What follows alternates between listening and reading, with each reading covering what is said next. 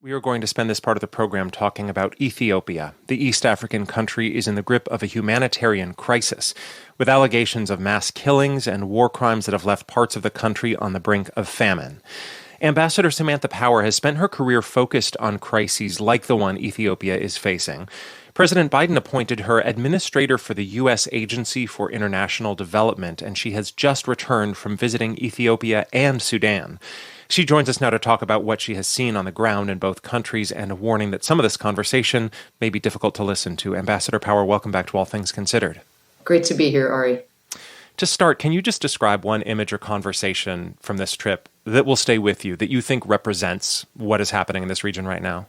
I have, in my career, had occasion to talk to a lot of survivors of mass atrocity and even, unfortunately, of sexual violence. But while I was in Sudan, I traveled to the eastern part of the country where Ethiopian refugees from the Tigray region had streamed in last year when the conflict started. And the prevalence of sexual violence as a feature of the mass atrocities being committed, the venom with which the perpetrators are seeking to ensure that Tigrayan women cannot have babies in the future, and the emotion among these women.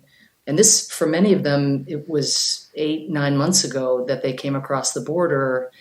And as they relived what had been done to them, it was as if it was the day before. I mean, it was so real and just so harrowing. We know that the conditions are dire and that horrific things are happening. But the reports out of Ethiopia have been contradictory and piecemeal, and it's really hard to get a sense of the full scale of the conflict. Having been there, do you feel that you have an understanding of where things stand?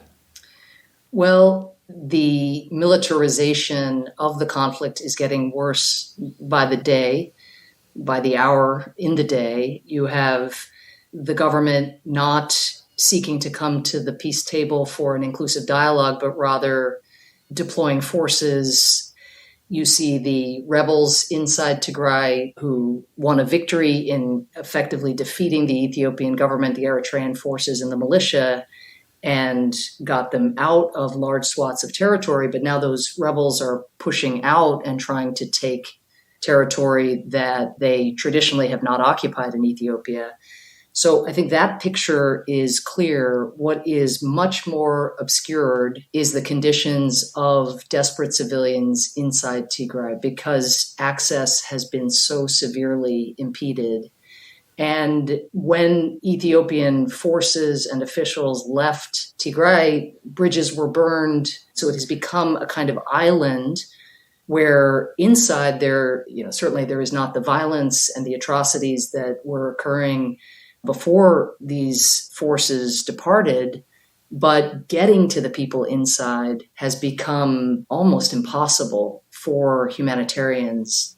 As USAID Administrator, your job is to oversee humanitarian relief. And you have spent your career in diplomacy and academia trying to create conditions where these crises don't happen, where that kind of relief is not necessary.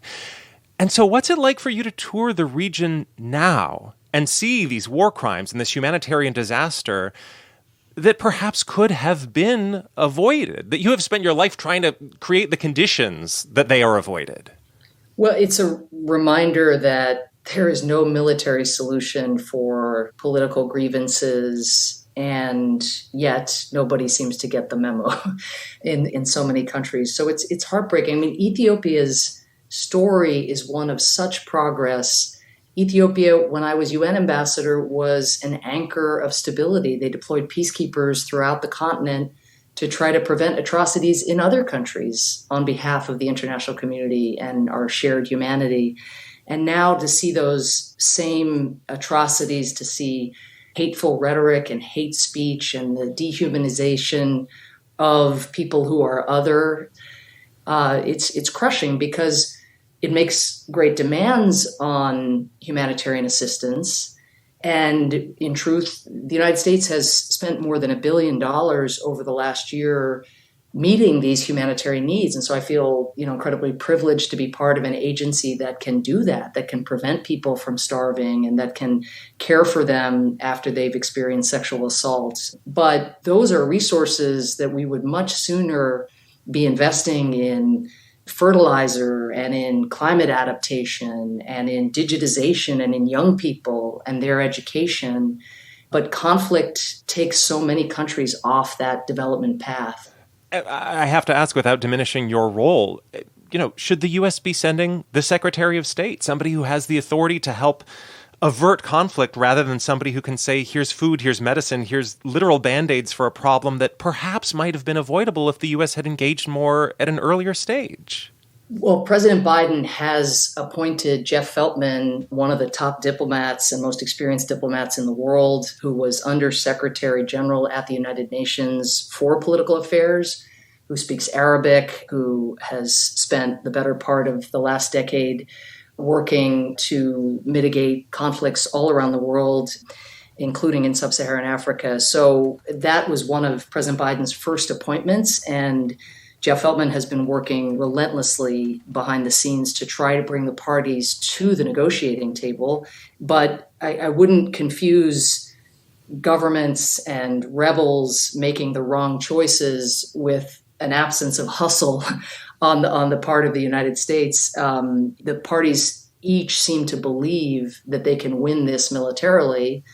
And the people who are getting caught in the crosshairs, of course, as always, are the civilians. You also visited Sudan on this trip, a country that you spent time in 20 years ago in the region of Darfur where genocide was taking place. How do you reflect on seeing the country now, these decades later?